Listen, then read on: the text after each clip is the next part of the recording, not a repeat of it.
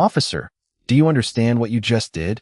Danielle Brooks' voice was quiet, almost too quiet for the chaos gathering around her, but the question cut through the afternoon like a blade. For one long second, nobody answered.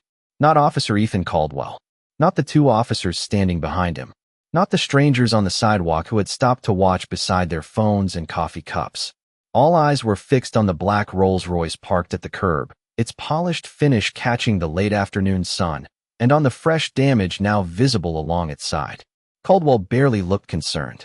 He stood with his shoulders squared, one hand resting near his duty belt, his expression carrying the same cold certainty he had worn from the moment he first approached Danielle. "You were told to stay back," he said. Danielle slowly turned her eyes toward him. She was a black woman in her early 40s, dressed in a simple navy blazer and tailored slacks, with no visible badge, no entourage, and nothing about her appearance that announced who she was. And that, perhaps, was the problem. Ethan Caldwell had looked at the woman behind the wheel of a luxury car worth more than most homes on the block, and before he asked a single real question, he had already decided she did not belong there. "I asked you a question," Danielle said. The small crowd grew quieter. Caldwell gave a short, dismissive laugh. "It's a car. It can be repaired." Danielle looked back at the Rolls-Royce. Her face did not change. No shouting, no dramatic reaction, just a long, controlled breath. Then she looked past Caldwell, toward the body camera mounted on his uniform. Caldwell noticed. His smile faded slightly. "What are you looking at?" he asked. Danielle reached into her handbag and took out her phone. "Nothing," she said. "Just making sure the right people see everything." That was when something in the air shifted. Caldwell's jaw tightened. One of the other officers exchanged an uncertain glance with his partner. A woman standing near the corner lowered her phone, then raised it again. Danielle tapped the number and held the phone to her ear. She waited. Once. Twice. Then a voice answered on the other end. Danielle spoke with the same calm tone she had used since this entire encounter began. "Preserve everything," she said. "The body cameras. The street cameras. Every report filed from this stop." Caldwell took one step closer. "Ma'am, who exactly are you talking to?" Danielle ended the call without answering. She slipped the phone back into her bag and looked at him again. For the first time, Officer Ethan Caldwell seemed unsure of what came next. But he still did not understand. He thought the damage to the Rolls-Royce was the mistake. He thought an insurance claim, an angry complaint, maybe a supervisor's phone call would be the worst of it. He had no idea that the woman standing in front of him had spent years learning how power behaved when it believed no one important was watching.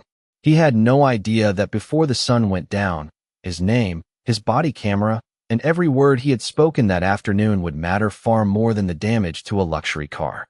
And he had absolutely no idea that the black woman he had decided did not belong behind the wheel was Assistant Director Danielle Brooks of the Federal Bureau of Investigation. But that was still 30 minutes away. 30 minutes before the silence. 30 minutes before the badge. 30 minutes before Officer Caldwell learned that the moment he chose to judge her, the truth had already begun recording him. 30 minutes earlier, Danielle Brooks had been driving through the quiet streets of Georgetown with both hands resting lightly on the steering wheel, the late afternoon sun reflecting across the long black hood of her Rolls-Royce. Traffic moved slowly around her. A delivery truck paused at the curb. Pedestrians crossed beneath rows of old brick buildings, carrying shopping bags and iced coffee. It looked like an ordinary afternoon in Washington, District of Columbia. Danielle preferred it that way. She had spent most of her career in rooms where every movement mattered, where titles carried weight and introductions could change the temperature of a conversation. Outside those rooms, she had learned the value of being underestimated. Today, she wore no badge. No identification was clipped to her blazer. Her hair was neatly pulled back, and the only thing visible on the passenger seat was a leather portfolio and a slim folder that she had not opened once during the drive. She was heading toward a private meeting less than 2 miles away, a meeting scheduled for 5 o'clock sharp. Danielle glanced at the dashboard clock. She still had plenty of time. Then her phone lit up through the car's hands-free system. The name on the screen made her expression grow more serious. She pressed the button on the steering wheel. "Brooks," she said. "Assistant Director, we have another update," a man said quietly. Danielle kept her eyes on the road. "Send it to the secure file. I will review it after the meeting." "Understood." And Danielle. She paused. Few people used her first name during work calls. Yes. Be careful with this one. There are too many people who have something to lose. Danielle looked ahead at the line of traffic. Her expression remained calm. That is usually when the truth becomes most important. The call ended. For several seconds, the only sound inside the car was the soft hum of the engine and the faint rush of tires against the pavement. She turned onto a tree-lined street, slowing near a block where several cars were parked along the curb. That was when she noticed the patrol vehicle in her rearview mirror. At first, she thought nothing of it. Police cars passed through the city every day, but the vehicle slowed when she slowed. It turned when she turned. Danielle glanced into the mirror once more, then continued forward without changing her pace. A moment later, the patrol car moved closer. The overhead lights came on. Danielle exhaled slowly and guided the Rolls-Royce toward the curb. She put the car in park. For a brief moment, she simply sat there. Not afraid, not confused, just observant. She watched the officer step out of the patrol car through her side mirror. Tall, white, broad-shouldered, deliberate in his stride. His nameplate would later identify him as Officer Ethan Caldwell. But Danielle did not know that yet. She only knew the look on his face as he approached. It was not the expression of someone who had already gathered facts. It was the expression of someone who believed he had already found the answer. Danielle lowered the window. "Good afternoon, officer." Caldwell looked at her, then at the interior of the car, then back at her face. His eyes narrowed slightly. "Is this your vehicle?" Danielle held his gaze. "Yes." He looked at the Rolls-Royce again. "Can you prove that?" Danielle reached calmly toward her handbag. Outside, the afternoon continued moving as if nothing unusual had happened. But something had already begun to change. Because Officer Ethan Caldwell had not yet accused her of anything. He had not explained why he had stopped her. He had not even asked for her name. And still, in the space of a few seconds, Danielle could feel exactly what he had decided she was. Imagine sitting in your own car, doing nothing wrong, and realizing that before a stranger asks who you are, he has already decided who you cannot possibly be. Danielle had seen that look before. She had learned not to react to it. Not immediately. So she reached for her documents, looked directly at Officer Caldwell, and quietly said, "Before I give you anything, officer, I would like to know why you stopped me." Caldwell smiled, but there was nothing friendly in it. Officer Ethan Caldwell smiled, but there was nothing friendly in it. He leaned slightly toward the open window and looked past Danielle, allowing his eyes to travel across the quiet leather interior as though the car itself had already offended him. "I stopped you because I had reason to believe this vehicle may be connected to suspicious activity," he said. Danielle did not move. "What suspicious activity?" Caldwell straightened. "That is what I am here to determine." "Then determine it based on facts," Danielle replied. Her voice remained even. "What specific fact caused you to stop me?" For the first time, a flicker of irritation crossed his face. He had expected nervousness, maybe an apology, maybe someone eager to prove that she belonged behind the wheel of a car like this. Instead, he had found a woman who asked precise questions and waited for precise answers. "License and registration," he said. Danielle reached into her handbag and removed her driver's license. Then she opened the glove compartment and retrieved the registration documents. Every movement was slow and deliberate. No sudden gestures, no raised voice. She handed the documents through the window. Caldwell took them, glanced at her name, and looked at the registration. Danielle Brooks. The same name. The documents matched. But something in his expression suggested that matching documents were not enough. He looked from the papers to the woman sitting calmly in front of him. "You own this?" Danielle folded her hands in her lap. "The registration appears to answer that question." Caldwell gave a short breath through his nose. "I am asking you." "And I answered you." The silence between them grew heavier. A city bus passed at the far end of the block. Somewhere behind them, a car horn sounded once and disappeared into the afternoon traffic. Danielle glanced at the clock on the dashboard. 26 minutes until her meeting. Caldwell noticed. "In a hurry?" he asked. "I have an appointment." "Important." Danielle looked directly at him. "I believe my schedule is my business." Caldwell's mouth tightened. "Not when I am conducting an investigation." Danielle's eyes shifted briefly toward his patrol car. She could see another officer sitting inside, watching from the passenger seat. She could see the faint reflection of pedestrians gathering farther down the sidewalk, curiosity pulling their attention toward the unusual sight of a black woman in a Rolls-Royce being questioned by police. Danielle had seen crowds like this before. People did not always gather because they wanted to help. Sometimes they gathered because they wanted to know how the story would end. Caldwell stepped back and spoke into his radio. His voice was low, but Danielle heard enough to understand that he was requesting another unit. She looked at him again. "Officer Caldwell, am I being detained?" His eyes returned to her. "Why would you ask that?" "Because you have taken my documents, called for additional officers, and have not explained what law you believe I violated." Caldwell stared at her for a moment. "Step out of the vehicle." Danielle did not touch the door handle. "Am I being detained?" His expression hardened. "Ma'am, do not make this more difficult." There it was. The sentence she had heard in different forms throughout her life. Do not make this more difficult. As if asking for fairness created the problem. As if silence was cooperation and dignity was defiance. Danielle slowly looked at the folder resting on the passenger seat. Caldwell followed her eyes. "What is that?" "My property." "What is inside it?" Danielle looked back at him. "Work materials." "What kind of work?" For less than a second, something almost like a smile touched her face. Not amusement. Recognition. He was digging now. Not because he had found anything suspicious, but because he had not found what he expected. Danielle knew the difference. "Officer Caldwell," she said softly, "you are going to want to think carefully about what happens next." He gave her a cold stare. "Is that a threat?" "No," Danielle replied. "It is the only warning I intend to give you." The warning hung between them for a moment, quiet but unmistakable. Officer Ethan Caldwell stared at Danielle Brooks, as if he could force her to explain herself simply by refusing to look away. Behind him, the second patrol car arrived and rolled slowly toward the curb. Its tires whispered across the pavement. The door opened, and Officer Marcus Reed stepped out, a white man in his late 30s with a cautious expression that immediately changed when he saw the scene. A luxury car. A black woman sitting calmly behind the wheel. Caldwell standing rigidly beside the open window, and a small crowd beginning to form along the sidewalk. "What have we got?" Reed asked. Caldwell kept his eyes on Danielle. "Possible stolen vehicle. She is being uncooperative." Danielle turned her head toward Reed. "Officer, I have provided identification and registration that match my name. I asked why I was stopped, and I still have not received a specific answer." Reed looked at Caldwell, just for a second, but Danielle noticed. So did Caldwell. "Step out of the vehicle," Caldwell repeated. Danielle remained still. "Am I free to leave?" "No, then I am being detained." Caldwell folded his arms. "You can call it whatever you want."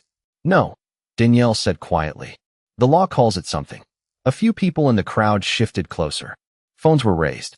Someone whispered that the officers were being recorded. Caldwell heard it too. His face hardened. He reached toward the radio clipped to his shoulder and began speaking in a sharper tone. Danielle glanced at the dashboard clock again. 21 minutes until her meeting. The folder on the passenger seat remained untouched. Her phone was still inside her handbag, and yet she could feel the entire situation changing by the second. This was no longer about a traffic stop. Caldwell had made that impossible. "Officer Reed," Danielle said, keeping her eyes forward.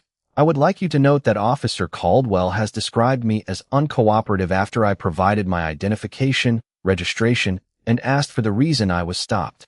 Reed hesitated. "Ma'am, we are just trying to sort this out." "Then sort it out," Danielle replied. "The documents are in his hand." Caldwell turned toward Reed. "Run the vehicle again."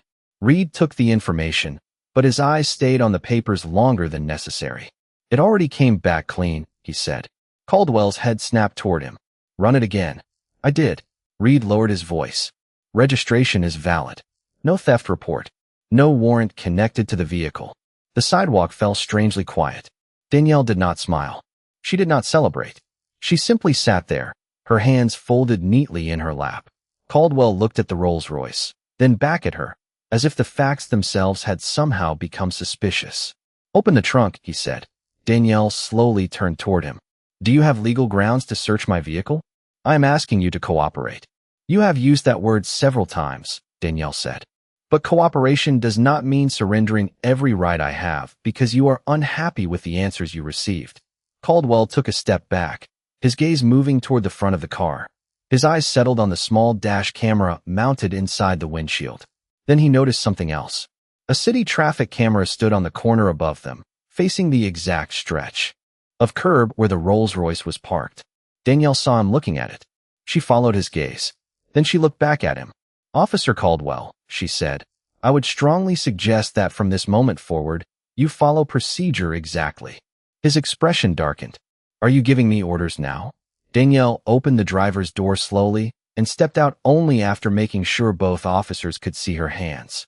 She stood beside the Rolls-Royce, calm and composed, as the afternoon sun glimmered across its polished black surface. "No," she said.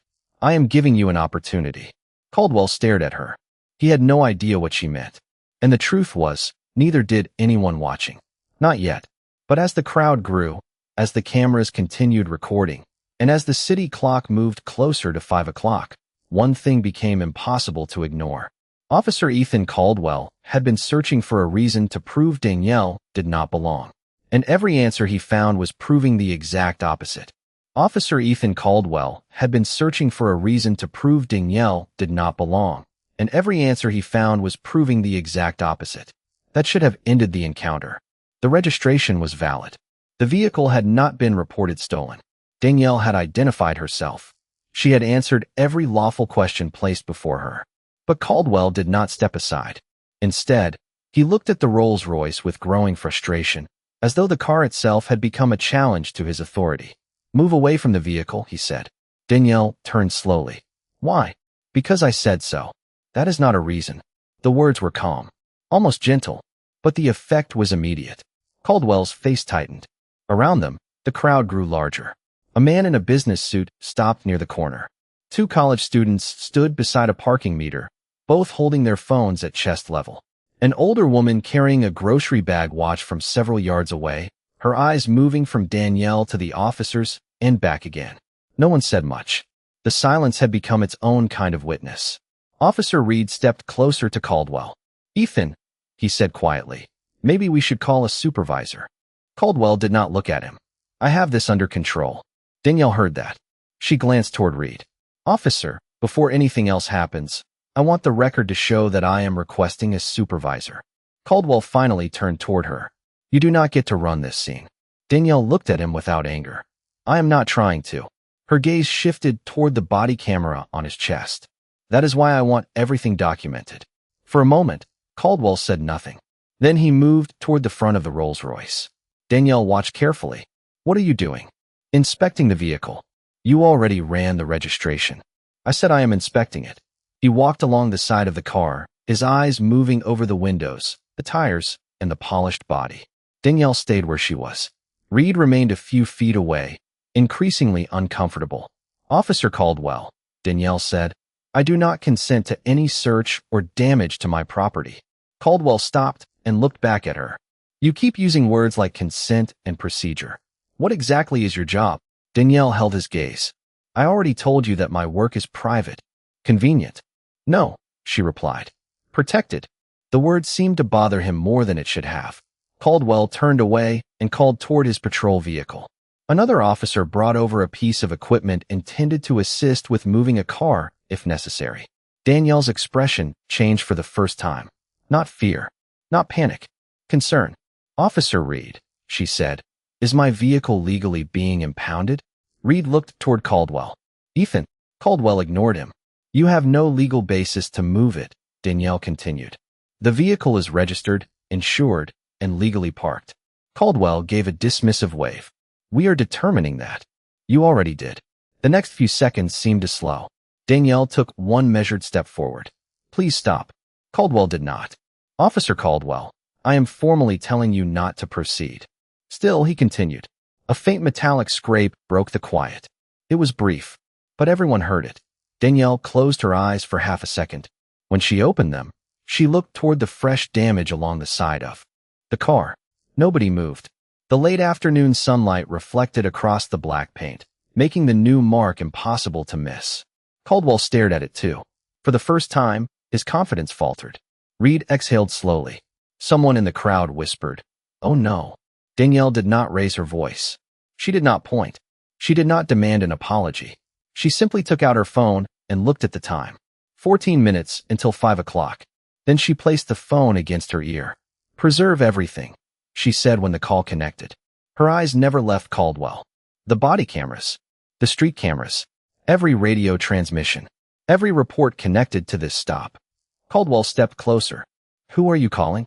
Danielle ended the call and slipped the phone back into her bag. Then she looked directly at him. Someone who understands the difference between an accident and evidence. The crowd fell silent again. Caldwell had damaged her property, but Danielle was no longer looking at the Rolls-Royce. She was looking at the cameras, the witnesses, the officers, the exact time. Because the damage was not the biggest mistake he had made that afternoon. It was simply the first mistake no one could deny. The damage was not the biggest mistake he had made that afternoon. It was simply the first mistake no one could deny. Danielle Brooks understood that better than anyone standing on that sidewalk. A damaged vehicle could be repaired. A mistake could be explained. But a pattern was something else. A pattern had witnesses. A pattern had timestamps. A pattern had words that people wished they had never said once those words were placed beside the facts. She stood quietly beside the Rolls-Royce while Officer Caldwell stared at the mark along the polished black surface. Officer Marcus Reed looked uncomfortable. The crowd remained unusually still. And above them, the city camera continued recording. Danielle glanced toward her leather portfolio on the passenger seat. It had remained there since the moment Caldwell stopped her. He had asked about it. He had demanded to know what kind of work she did. He had treated her refusal to explain private government business on a public sidewalk as if privacy itself were suspicious. What he did not know was that the folder contained a summary from an ongoing federal review. Not a review of one person. Not a complaint about one department. Something larger. Over the past several months, reports had reached Danielle's office from different cities and different communities. Complaints about people being questioned without clear cause. Drivers whose explanations were dismissed before anyone checked the facts. Citizens who described the same feeling in different words, that someone had looked at them and decided the truth before asking a question. Danielle had spent years learning how difficult it was to prove what people felt they had experienced. One incident could be called a misunderstanding. Two could be called coincidence. But when the same choices appeared again and again, the questions changed. Who was being stopped? Why were they being stopped? What happened after the facts were established? And most importantly, what happened when someone in authority decided the facts no longer mattered? Her phone vibrated inside her bag. Danielle looked at the screen. The caller was Deputy Director Thomas Avery. She answered. "Brooks, where are you?" Avery asked. His voice was calm, but she could hear the urgency beneath it. Danielle looked at the officers standing a few feet away. "I am delayed. Your meeting starts in 11 minutes. "I know." A brief silence followed. "Is everything all right?" Danielle watched Caldwell turn toward his patrol car, speaking into his radio. She could not hear every word, but she heard enough. He was already trying to describe the situation, trying to give the afternoon a version before the evidence could speak for itself. Danielle's eyes narrowed slightly. "That depends on what you mean by all right." Avery paused. "Do you need assistance?" Danielle looked at the body camera on Caldwell's uniform, then at Reed, then at the people still recording from the sidewalk. "Not yet," she said, "but I need you to preserve a record." Avery's tone changed immediately. "What happened?" Danielle did not answer at once. She had spent her career understanding the weight of an accusation.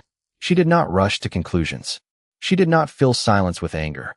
"I will tell you when I have the complete facts," she said. "For now, preserve every relevant source from the last 30 minutes. Body cameras, dispatch recordings, traffic cameras, any available public footage." Avery was silent for only a second. "Understood." Danielle ended the call. Caldwell was watching her again. "You seem to make a lot of important phone calls," he said. Danielle placed her phone back into her bag. "I make necessary ones." He took a step closer. "You still have not told me what you do for a living." Danielle looked at him with an expression so calm that it seemed to make him more uncomfortable. "You are right," she said. "I have not." "Then tell me now." Danielle's eyes moved briefly toward the clock on the dashboard. 9 minutes until 5 o'clock. Then she looked back at him. "Officer Caldwell, some information is revealed because a person wants to share it. Other information is revealed because someone else leaves no choice." He frowned. "What is that supposed to mean?" Danielle did not answer. Because the truth was already moving toward them. And when it arrived, the question would no longer be who she was. The The question would be why Officer Ethan Caldwell had been so certain that she could not possibly matter. The question would no longer be who she was. The question would be why Officer Ethan Caldwell had been so certain that she could not possibly matter. 9 minutes before 5 o'clock, the sound of approaching engines reached the quiet street. At first, nobody paid much attention. Traffic moved constantly through Georgetown. But then 2 dark government vehicles turned onto the block and slowed near the curb. The crowd noticed first. Phones lifted higher. Caldwell looked over his shoulder. Officer Reed followed his gaze. Danielle did not move. She simply stood beside her Rolls-Royce, one hand resting lightly against her handbag, her expression unchanged. The first vehicle stopped. The second pulled in behind it. Doors opened. 3 men and a woman stepped onto the sidewalk, dressed in dark business attire. There was nothing theatrical about them. No flashing lights. No raised voices. But their presence changed the air immediately. Caldwell took a cautious step forward. "Can I help you?" The woman at the front of the group looked directly at him. "We are looking for Assistant Director Danielle Brooks." The street went silent. Caldwell blinked once. Then he looked toward Danielle. Reed looked at her too. One of the people in the crowd slowly lowered his phone, as if he had suddenly realized this was no longer an ordinary police stop. Caldwell gave a short laugh, uncertain and forced. "Assistant Director?" The woman did not respond to him. She walked past him and stopped beside Danielle. "Ma'am, Deputy Director Avery asked us to make sure you were all right." Danielle nodded once. "I am." The woman looked at the damaged side of the Rolls-Royce. Her expression tightened, but she said nothing. Danielle turned toward Caldwell. For the first time since he had approached her car, he seemed to have no question ready, no command, no confident explanation. His eyes moved from Danielle to the federal team and back again. "You are with the Federal Bureau of Investigation?" he finally asked. Danielle looked at him for a long moment. Then she opened her handbag and removed a leather credential case. The movement was slow, deliberate. She opened it. The badge caught the late afternoon light. "Danielle Brooks," she said. "Assistant Director, Federal Bureau of Investigation." No one spoke. Not Caldwell. Not Reed. Not the crowd. The truth did not arrive with a shout. It arrived quietly, in a name, a badge, and a title that suddenly explained every phone call he had heard and every question he had failed to answer. Caldwell stared at the credential. His face lost its color. "Why did you not tell me?" he asked. Danielle closed the case. "You never asked who I was." "I asked what you did." "No," she said. "You asked questions after you had already decided what the answers had to be." Caldwell looked toward the damaged vehicle. "I did not know." Danielle's expression remained calm, but her eyes carried something heavier than anger. "That is the point, Officer Caldwell." The words landed harder than any accusation. "You did not know who I was. You did not know why I was there. You did not know anything about me. And yet you treated uncertainty as permission to assume the worst." Caldwell opened his mouth, but nothing came out. Officer Reed looked down at the sidewalk. The crowd was completely still now. Danielle continued, her voice measured. "My title does not make what happened important. My position does not make the evidence matter. The cameras should have mattered before you knew my name." The federal team exchanged quiet looks. Caldwell's shoulders lowered slightly. The confidence he had carried for the last half hour was gone. In its place was the first sign that he understood the size of his mistake. But Danielle was not finished. She turned to the woman who had approached her. "I want every recording preserved." The woman nodded. "Already in progress." "Every report." "Yes, ma'am." "Dispatch audio." "Secured." Danielle looked once more at the city camera above the corner. Then she turned back to Caldwell. "Good." He stared at her. "What happens now?" Danielle placed the credential case back into her handbag. Her answer was quiet. "Now, officer, we stop relying on assumptions." And for the first time that afternoon, Ethan Caldwell understood exactly what that meant. Co. Twada Li Cacti Lu N12 Hien Co. DAC Beat Outline 9 Fan. Cac Content Mao 1-7. Sung Tuk Tu Da Vatai Lu Van Fong. En Hung Ko Motdm Rat Quan Trong. Hien Tai Tua Chua the Ket Luan 9 Fan Qua Mot Ka Chuyen Siu the Dedong. Not He Chua V Trong File Library Hien Ko Outline Va Cac. Ka Chuyen Mautam Chiu. Chu Tua Chua Thay Ban. Part 1 Part 9 Ma Ban Muon Tua Kim Tra. Outline Chi Kui Din Kung 9 Fan. 6 do dang 1 d 2 hook setup character conflict plant rewind reveal karma message /CTA. Do nu twa noi 9 fan de lean mock Luke nai tse la don. Kong dung voyu ka kim tra kwa ban. Tai neen. Twada zak din duok 4 nam loy kan kim tra rat ky1. Continuity / tin dong not mock tree and twa se kim tra tung fan theo chui. Part 1 Part 2 Part 3 Part 9 va doi chiu. Tin nan vat tuoi ne engip /chuck vu. Quan he jia din dia diem. Doi john trang fuk / vat dung bang. Chung dong ko ai. Beat be mat gi va beat tu luke now han dong qua consat dien bien ju tra thoi dm reveal how qua sao reveal dac beat. In 12 u ka plant payoff. Emoti chi ti duok geo o dao fi ko ly du va duok tra lio sao. Thay vi zut hien nyao ning. Tai lu ky thuet viet kung zak din de la mot ky thuet kot loy. 2. Yelenbi nu yelenbi ma ban dang dung la chu chi riang qua he thong in 12. T trong kak file twatakim, tra chua ko din nia, ro rong bang thuet ngu yelenbi.